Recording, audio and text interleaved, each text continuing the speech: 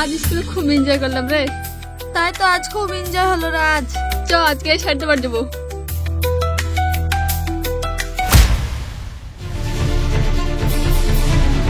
কি ব্যাপার গো? কদিন ধরে দেখছি আমার সঙ্গে কথা বলছো না, আমি কি কোনো ভুল করেছি? ছাড়ো হাত, তোমার মুখ দেখতে আমার ঘৃণা লাগছে। অভিনয় না করে কি হয়েছে সেটা বলো। দুদিন থেকে দেখছি আমার সঙ্গে কথাই বলছো না, আমাকে এড়িয়ে এড়িয়ে চলছো। আমি এমন কি ভুল করেছি বলো তো? তোমার মতো কাপুরুষ ছেলে সেটা কথা বলাতে না বলাই ভালো।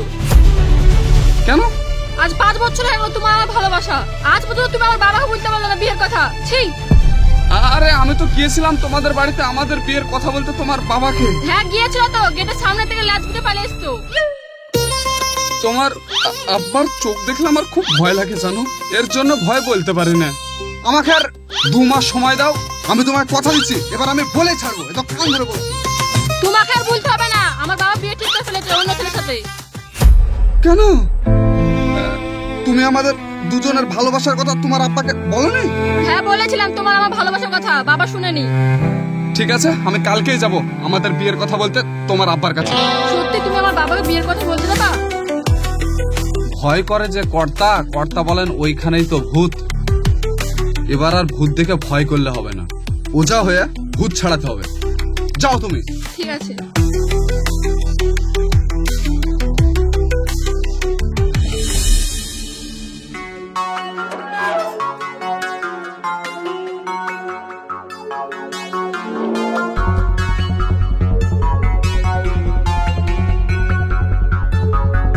বাড়িতে কেউ আছেন?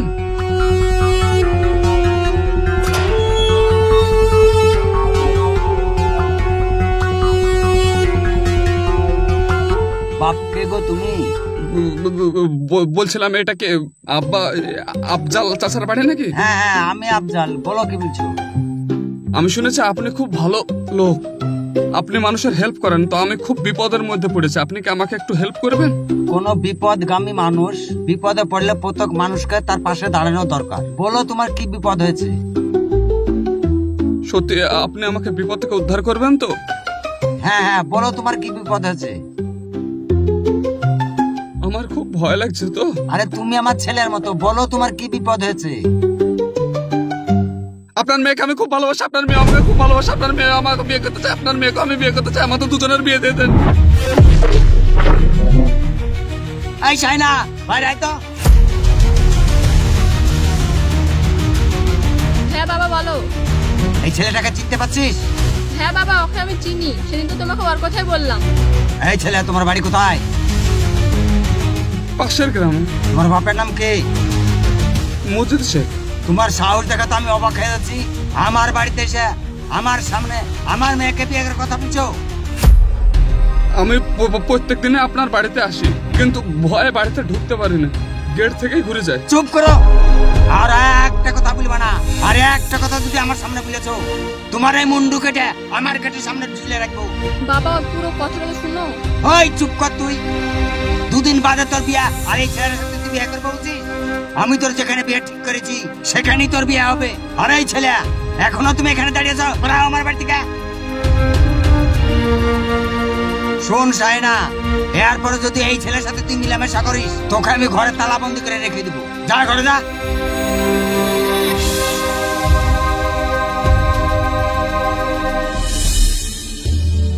আমি শুনলাম চাচা আপনার মেয়ের নাকি খুব ভালো জায়গায় বিয়ে ঠিক করেছেন। হ্যাঁ রে, আমি ভাগ্য গুণে একটা আমার মনের মতো জামাই পেয়েছি। একটা বাপের একটাই ছেলে, শিক্ষিত, ভালো একটা বড় ব্যবসাও আছে। আমার মেয়েটা ছেলেটার সঙ্গে সুখে থাকবে।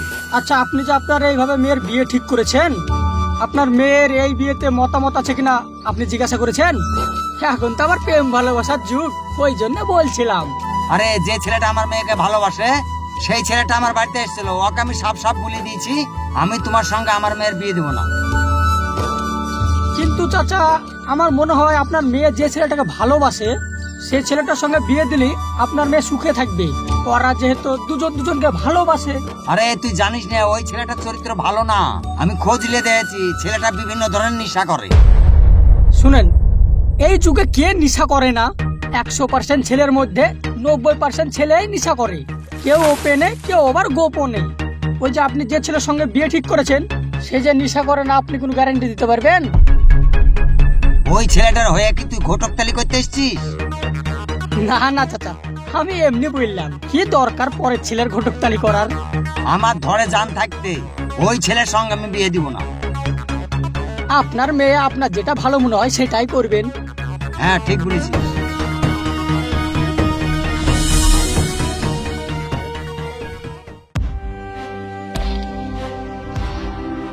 হে মুর্শিদ, শাহিনার আব্বার সাথে তোর কথা আছে? শাহিনার আব্বার সঙ্গে কথা বলে যা দেখলাম, আমার মনে হয় না এই জন্মে তোদের দুজনের বিয়ে দিবি। তোর কথা বলা মাত্রই অমনি খুরিসাপের মতো ফস করে উঠলো। কিন্তু আমি যাকে খুব ভালোবাসি রে, আমি ওকে না বলে পাগল হয়ে যাব। তোর কাছে ভাই কোন উপায় থাকলে আমাকে বল না। তুইও তো ভাই প্রেম করে বিয়ে করেছিস। আমার ঘটনাটা একটু আলাদা ছিল, কিন্তু তোর ঘটনা যে পুরো জন্ডিস কেস। যা বলিস তাই বল, তাহলে আমার মরা ছাড়া কোনো উপায় নাই রে ভাই।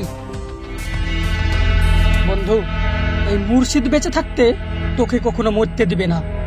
আমি যেই অনুসারে কাজ করতে বলবো তুই সেই অনুসারে কাজ করবি। তোদের দুজনকে এই পৃথিবীর কেউ আলাদা করতে পারবে না।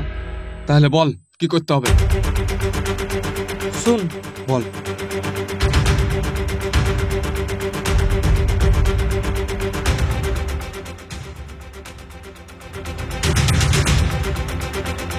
যুক্তিটা কিন্তু তুই খারাপ দিসনি। তাহলে কালকে আমি সকালবেলা শায়নাকে ডাকি, দিয়ে কথাগুলো বলি, দেখি রাজি হয় কিনা। আমার এই যুক্তিটা তুই যদি কাজে লাগাতে পারিস তাহলে তোদের দুজনের বিয়ে হয়ে যাবে।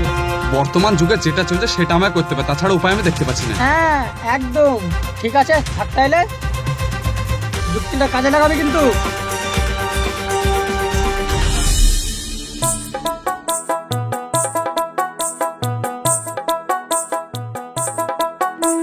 এই তুই এখানে 5 মিনিট দাঁড়া, আমি আসছি। হ্যাঁ যা।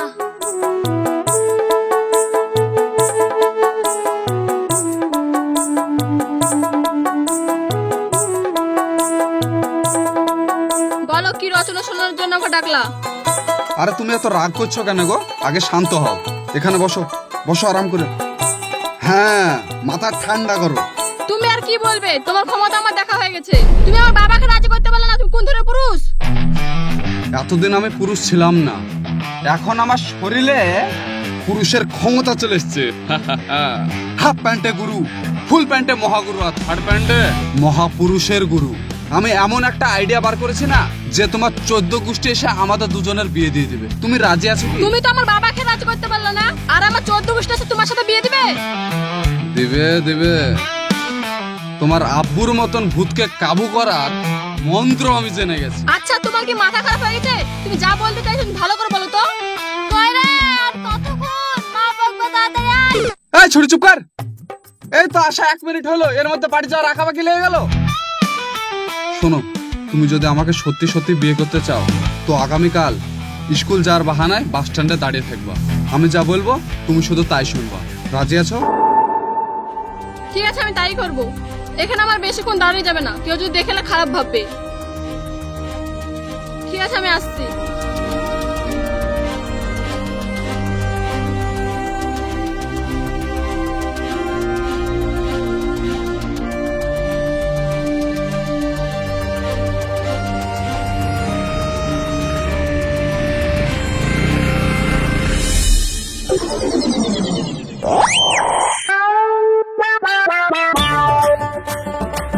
আরে কি রে, তোরা সব বসে আছিস? ওইদিকে চীন পাকিস্তানের 4র্থ বিশ্বযুদ্ধ লেগে গেল।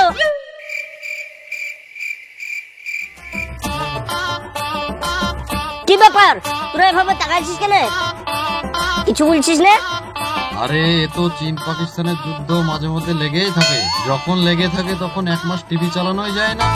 আরে এই যুদ্ধ সেই যুদ্ধ লাই, এই যুদ্ধ হচ্ছে প্রেম কেসের যুদ্ধ। এই তুই যাবি না আমার খাবি? আরে আমি তো যাবই, সঙ্গে তোদেরকেও নিয়ে যাবো, না হলে গ্রামের আর মান সম্মান থাকবে না। গ্রামের মান সম্মান নষ্ট হয়ে যাবে মানে? চল তো গিয়ে দেখে আসি কিসের যুদ্ধ। হ্যাঁ চ।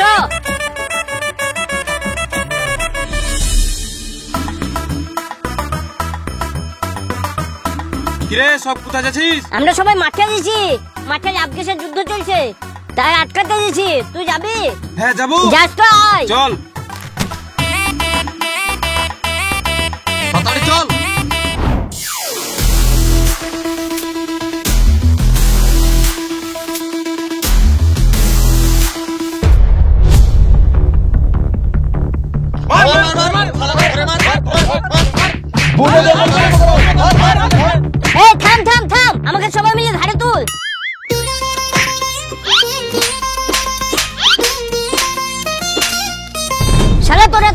হয় কি করে এই কুকর্ম কাজ করার? এই তোদের মতন ছেলেগুলোর জন্য না সমাজটা নষ্ট হয়ে গেছে। আমরা দুজন দুজনকে খুব ভালোবাসি। ওই ওদের কথা শুনে কোনো লাভ হবে না, এটাকে গাছে বাঁধ, এদের মা বাপকে ডাক, এদের বিয়ে দিয়ে দিই। হ্যাঁ ভাই, ঠিক কথা বলেছো, এদের দুজনের বিয়ে দিয়ে দিতে হবে। এই মেয়ে, তোর বাপের নাম্বার বল। ছেলের তরফ থেকে আপনার মেয়েকে খুব পছন্দ করেছে। 4 দিন কবে করবো? তাড়াতাড়ি করে দেবো। আমি ছেলে দেখেছি, ছেলে আমার খুব পছন্দ। তো বাড়িতে আমি আলোচনা করি, তারপর আপনাকে ফোনের মধ্যে জানিয়ে দেবো। ফোন করে তো 2 মাস থেকে ঘুরাচ্ছেন, তাড়াতাড়ি করেন। হ্যাঁ, আমি তাড়াতাড়ি ব্যবস্থা করছি। হ্যালো, এই তোর বাপের নাম কি? আফজল। হ্যালো আফজল চাচা। হ্যাঁ বলো।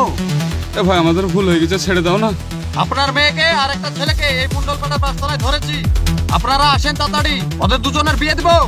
হ্যাঁ, হ্যাঁ, আমার মেয়ে কোথায় আছে? মুন্ডলপাড়া বাসতলার তলে বেঁধে রেখেছি, আপনি আসেন। আমি এক্ষুনি আসছি। কি হয়েছে? কিছু হয়নি, আপনি এখন যান, আপনার সাথে পরে কথা বা। হ্যাঁ, আমি এক জায়গায় আছি।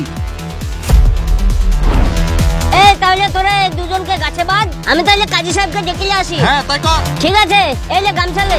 ধর শালাকে নিয়ে চল। চল তোদেরকে গাছে বাঁধবো। ছি ছি ছি ছি ছি, তুই আমার মান সম্মান সব ধুলে মিশে দিলি। এইরকম কুকর্ম কাজ করতে তোর বিবেকে বাজলো না? তোর কিছুদিন পর বিয়ে, তাদের সামনে আমি মুখ দেখাবো কি করে?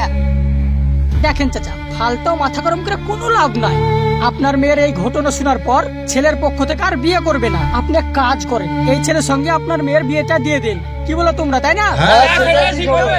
আসেন মল্ল মশাই, আসেন। এই দেখেন এই দুজন। এই থামো তোমরা, তোমাদের কথাবার্তা শুনে তো আমার হাত তালি দিতে মন যাচ্ছে। একটা মেয়ের বাবার মান সম্মান ধুলিয়ে মিশে গেল এবং একটা সুন্দরী মেয়ের চরিত্রে দাগ লাগলো, আর এটাকে নিয়ে তোমরা তামাশা করছো। বাহ! মুড়ল মশাই, এর জন্য বলছি এদের বিয়ে দিয়ে দেন। না, আমি এইভাবে ওদের দুজনের বিয়ে দিব না। মশাইটা কি বলছেন? মেয়েটার বিয়ে না দিলে জীবনটা নষ্ট হয়ে যেত। তার জন্য তো আমি এখানে এসেছি, বুঝেছো? বল, সত্যি কথাটা বল। আমি কিছু জানি না মুরল মশাই। আবার জানিস না মানে? সত্যি কথাটা বল, না হলে তোকে আমি এক্ষুনি পুলিশ দিয়ে অ্যারেস্ট করাবো। সারা জীবন আমি তোকে জেলের ভাত খাওয়াবো। বলছি মুরল মশাই, এরা দুজন দুজনকে খুব ভালোবাসে। ওদের বাড়ি থেকে বিয়ে দিছিল না, সেই জন্য আমি ওদেরকে যুক্তি দিয়েছি যে তোর এরকম ঘটনা ঘটাগা তাহলে তোরকে সবাই মিলে বিয়ে দিয়ে দিবে। তাই এরা এরকম কাজ করেছে মুরল মশাই। তোমরা নিজের কানে এই সমস্ত কথা শুনলে তো? তাহলে তোমরাই বলো এর বিচার কি করা যায়। আপনি এই গ্রামের মুড়ল, আপনি যেটা ভালো মনে করেন সেটাই করেন। আমি যেটা করবো সেটা তোমরা সবাই মেনে নিবা তো? মেয়ের বাবা কোনটা? এই দেখেন, এনি মেয়ের বাবা। আমি মেয়ের বাবা। আপনি মেয়ের বাবা? হ্যাঁ। এই মেয়ের বাপ, আমি যে বিচারটা করবো সেটা আপনি মেনে নেবেন? হ্যাঁ, আমি মেনে নেব। তাহলে শুনো সবাই, এই ছেলের নগদ 10 লক্ষ টাকা জরিমানা এবং ওর একটা পা কেটে নেওয়া হবে।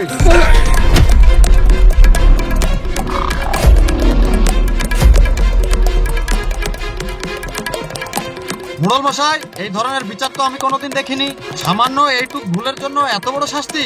এদের বিয়ে দিয়ে দিলেই তো হয়। বিয়ে তো সবাই দেয়, কিন্তু আমার গ্রামকে শাসন রাখার জন্য এটা হচ্ছে ওদের কঠিন শাস্তি, যাতে গ্রামের সমস্ত ইয়াং ছেলেরা তারা এই কুকর্ম কাজ করার আগে যেন 100 বার ভাবে। এই নিয়ে চল ওকে আমার সঙ্গে। এই, আমি খুঁজছি, নিয়ে চল। আমি যাবো না, আমি যাবো না, আমি যাবো না, আমি কিছু বলিনি।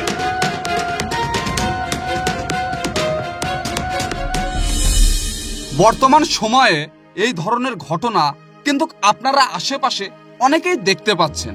কিছু কিছু ছেলেমেয়েরা এই ধরনের ঘটনা ঘটিয়ে বিয়ে করার নতুন উপায় বের করেছে, যে আমাদেরকে ধরলে 2টো চড় মারবে আর বিয়ে দিয়ে দেবে। আর এটাই তো হচ্ছে আমাদের সমাজে, তাই না? তাই আপনাদের বলছি, এই ধরনের ঘটনা ঘটলে বিয়ে নয়, এমন কিছু শাস্তি দিবেন যাতে ওকে দেখে আরো 100 জন এই কাজ করার আগে 100 বার ভাবে। সো ভালো থাকবেন, সুস্থ থাকবেন, দেখা হচ্ছে আপনাদের সঙ্গে আবার নেক্সট